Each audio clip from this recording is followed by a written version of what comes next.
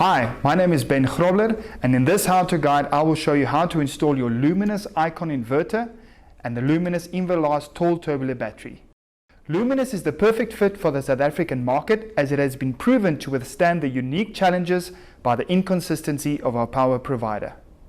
Unlike most portable power solutions, the Luminous inverters are designed to be permanently connected to your home through a standard outlet and can deal with the irregular power supply without damaging your devices or the unit itself. The Luminous Icon 1600 is a 12-volt 1400 VA inverter and supports from 150 amp hour to 250 amp hour tall tubular batteries. It is finished off with a beautiful design to keep you safe with no open wires. Our choice for tall tubular batteries are their cost effectiveness and robustness with up to 1,500 cycles, making it the perfect all-in-one solution. The Luminous Inverlast batteries are 12-volt tall tubular batteries and they come in three different models: 150 amp hour, 200 amp hour and 220 amp hour. It is important to note that these batteries are quite heavy and weigh up to 66 kilograms, so be sure to have someone assist you when installing the battery. Alright, let's get started. Once you've unboxed the inverter, you will see there are two clips on top of the inverter. You can push these clips outward to open the lid. Once the lid is open, you will see two cables. The first cable will be red, which is positive, and the second cable will be black, which is negative. You will also notice that the red cable is shorter than the black cable. So keep that in mind when you have the battery positioned for installation. On the front of the inverter, you will see the LED status lights. On these indicators, you can see mains on, faults, or overload. Then on the back of the inverter, you will see a 10 amp circuit breaker, which we will leave off during the installation. You will see a mode switch, which is normal or bypass. You will see the output and the AC in.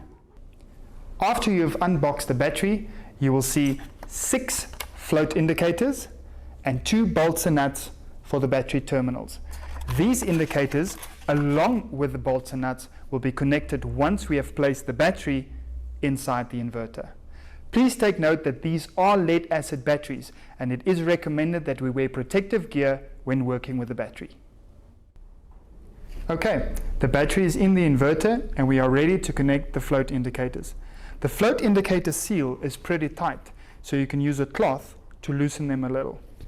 We recommend storing these seals in a safe place should it be necessary to transport the battery in the future. The float indicators are connected and now we can see the water levels. Each cell will show its own water level and it is important that the water be topped up regularly with distilled water. It is recommended to keep the water level at the top green line. To top up the water, simply switch off the circuit breaker, disconnect the AC power. Then we can remove the yellow water cap by using a large flat screwdriver.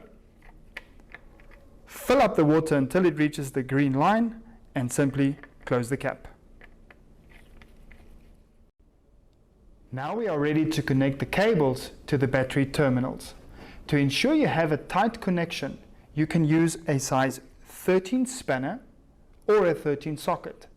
You will notice a non-conductive lubricant on the battery terminals. The reason for the lubrication is to prevent any form of oxidation on the terminal connectors.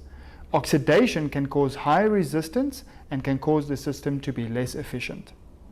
Let's connect the red terminal first.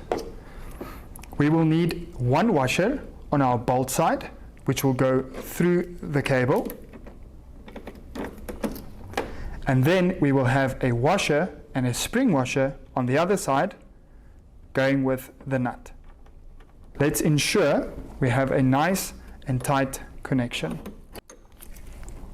Now let's connect the black terminal. Again, we will have a washer on our bolt that will go through the cable.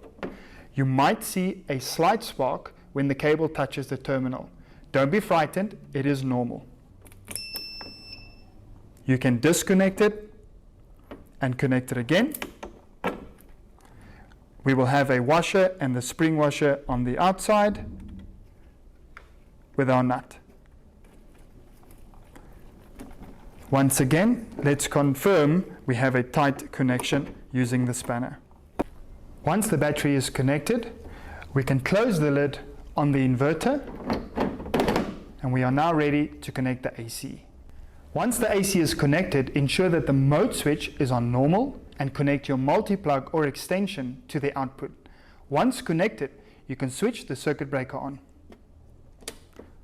Once switched on, you will hear a click sound, which means that the inverter has kicked in, and the LEDs in front will come online. We can give it a few seconds just to stabilize. Then start connecting your devices one by one to prevent a system overload. Ideal devices to connect are routers, laptops, and fiber ONUs, but it is not recommended to connect resource-heavy devices like refrigerators and heaters. And that's it. We've successfully installed our Luminous inverter with the battery. As you can hear, the fans are on and it's charging. You can find these products online by visiting www.miro.co.za or send us an email to sales@miro.co.za or give us a call on 012 657 0960.